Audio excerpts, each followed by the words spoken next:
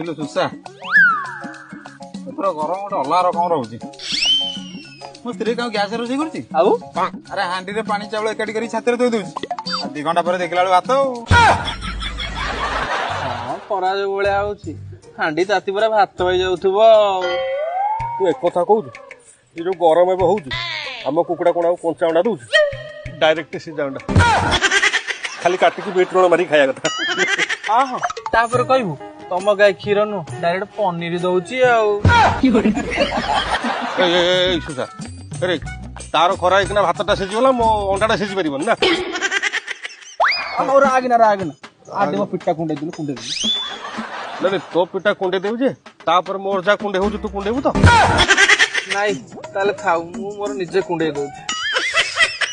ହେଇରେ ଏବେ ତୋ ଦେହ ସାରା ବା ଖିମିରି ହେଲାଣି। ତ ମାଇକିନାକୁ କହୁନୁ ଘରୁ ବାହାରିଲା ଟିକେ ଡର୍ମିକୁଲ ପାଉଡର ପିଠରେ ପକେଇକି ଛାଡିବ। ଆରେ ବୁଲୁ ତା ସ୍ତ୍ରୀ ଯଦି ପାରୁନି